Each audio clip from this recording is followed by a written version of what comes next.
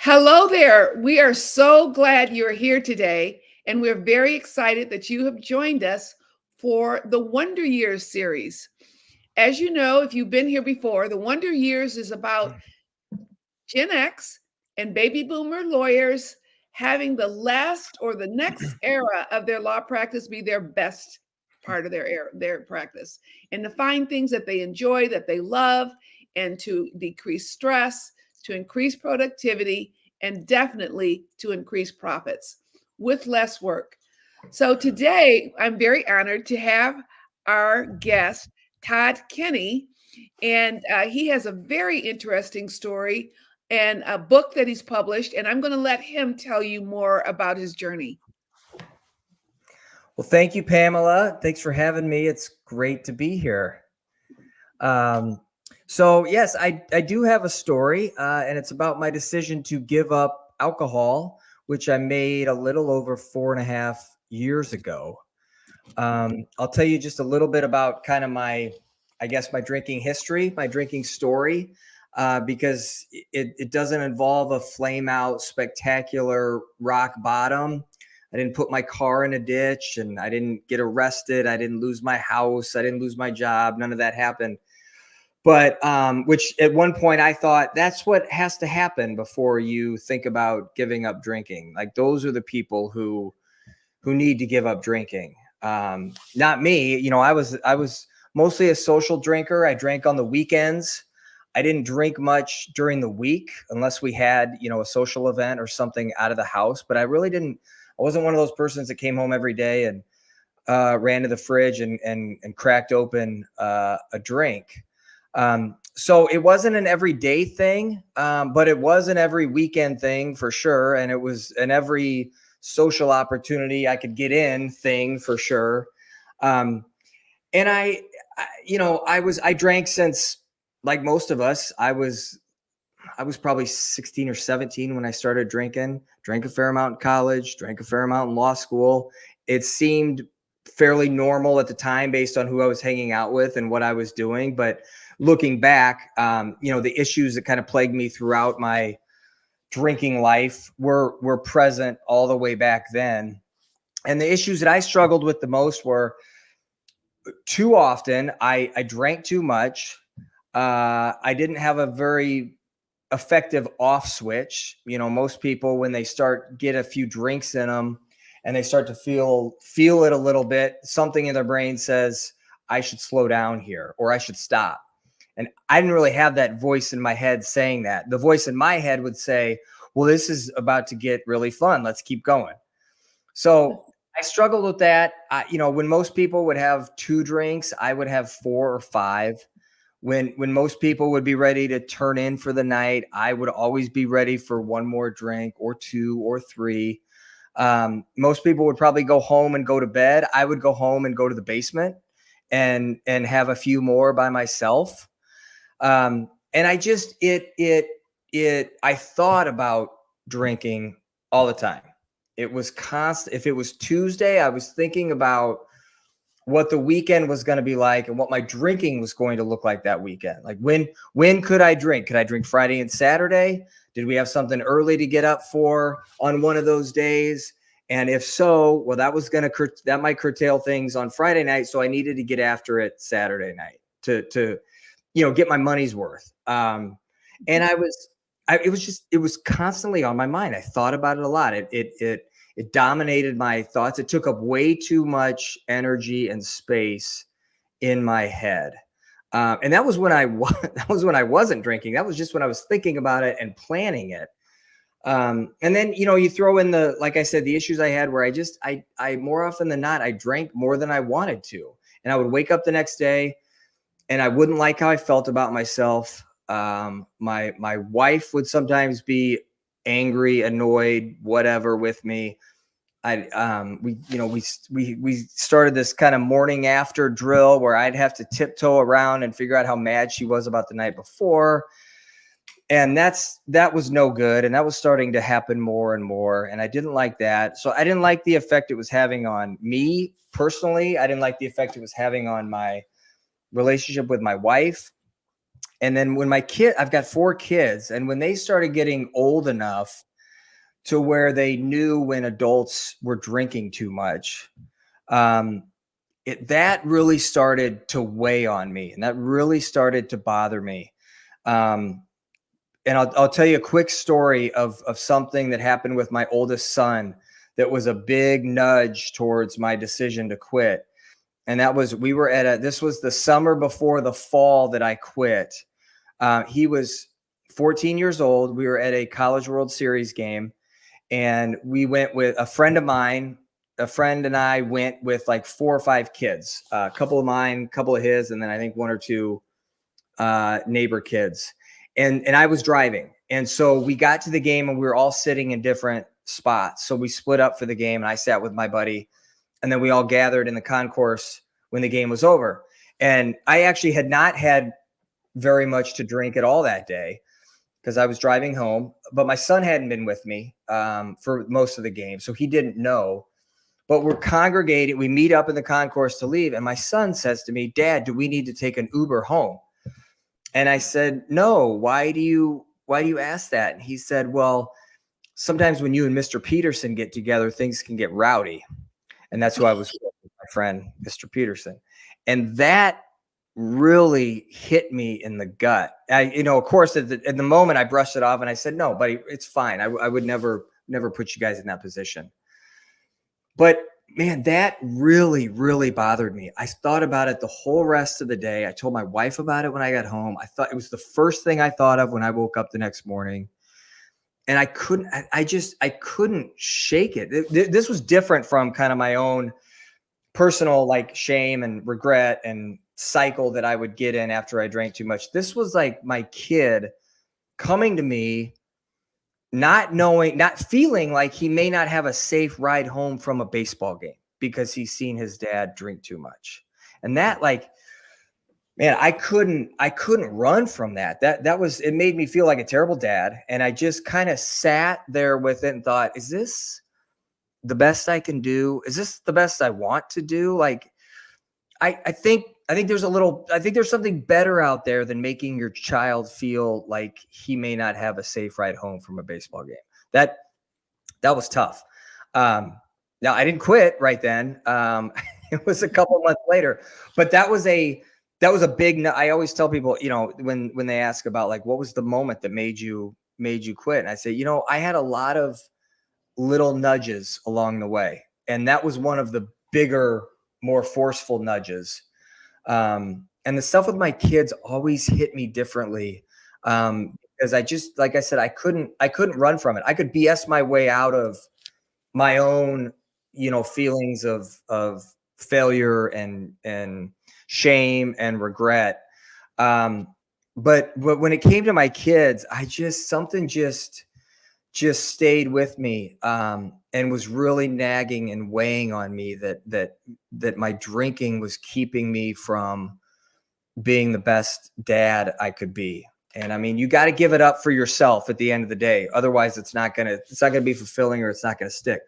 But I will tell you, my kids were a huge motivator, for that along the way. So in October of 2019, which was about 6 months before COVID, thank God, because I know my drinking would have increased during COVID.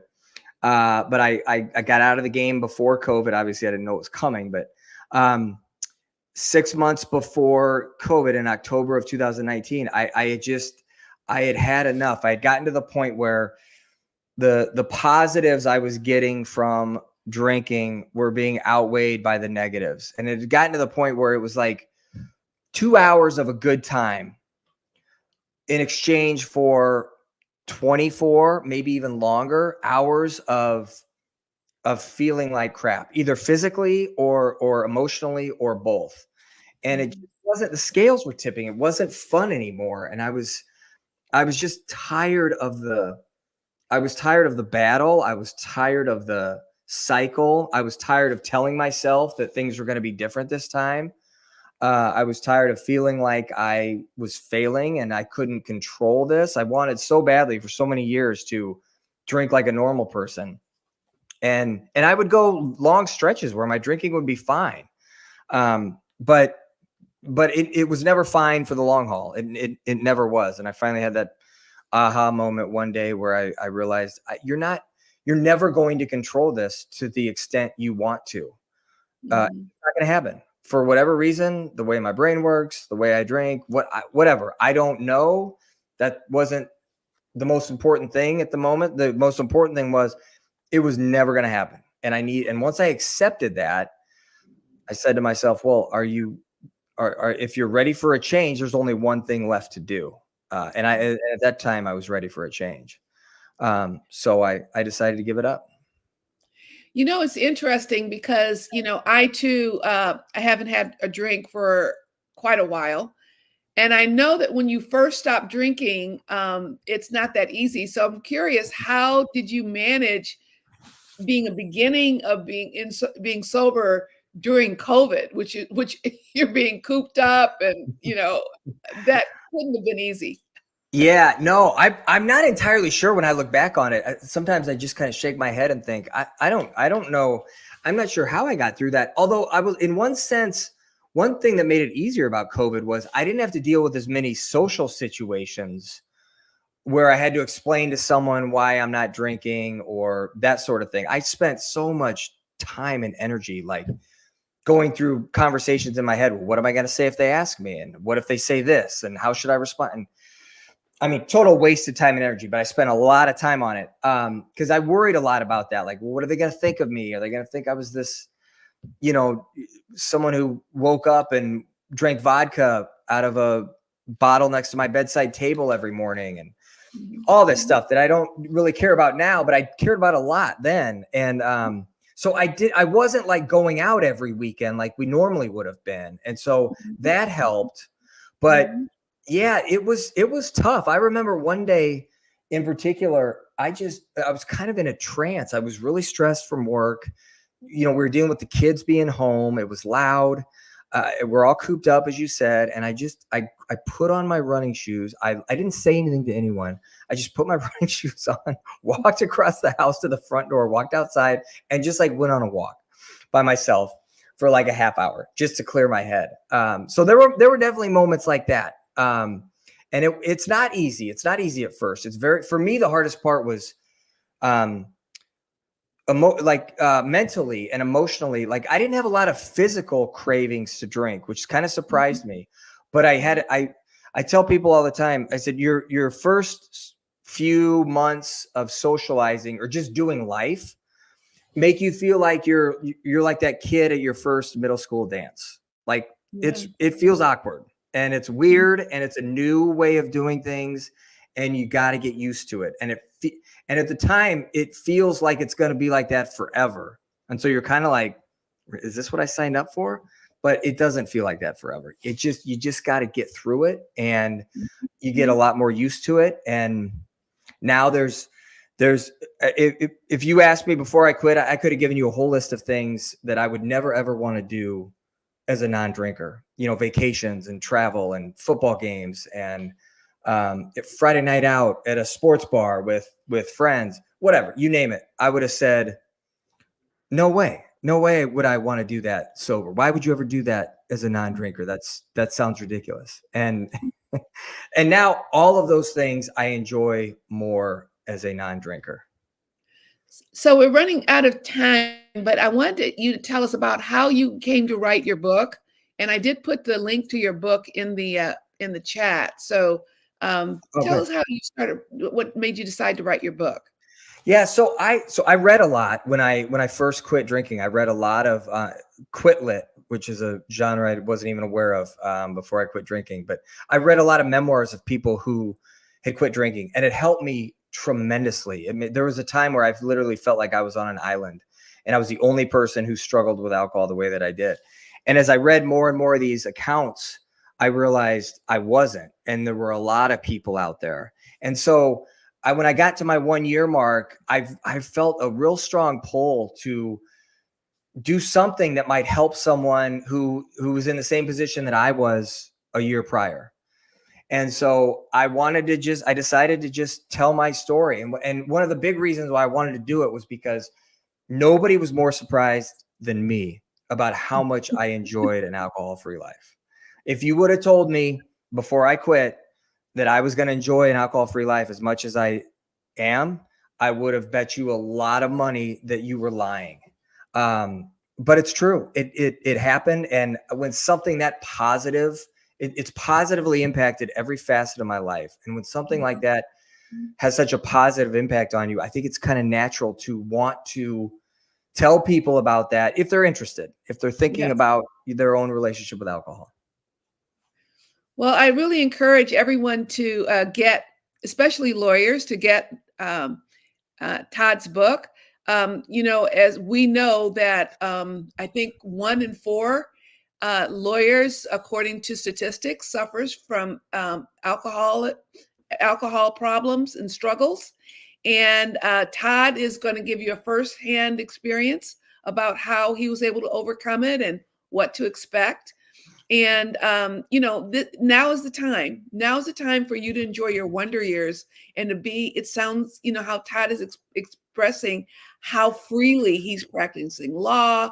He's enjoying his family. He's enjoying his wife. He's enjoying his children and travel and all the things that he would have kind of missed under the cloud of drinking too much. Todd, thank you so much for joining us today. If there's one, although we're over, if there's one statement you could make for anyone who's thinking, is this me? Should I think about this? Oh boy, I would say if you're thinking that, then there's probably something there. And get curious. Don't ignore your gut. Your gut knows. My gut was telling me for a long time that I needed to do something, and I ignored it for a long time. And I wish I would have quit sooner. But listen to your gut and get curious and reach out. Reach out to me. Reach out to anyone. But talk to people because it will lead you somewhere that I think you'll be very glad you went. Wonderful. Todd is here on LinkedIn, and Todd Kinney. And I also, in my newsletter last week, yesterday, I wrote about his story. So please feel free to do that. And thank you so much for joining the Wonder Years. And we'll be back next week, same time, 12:30 on Wednesday afternoon. Bye-bye.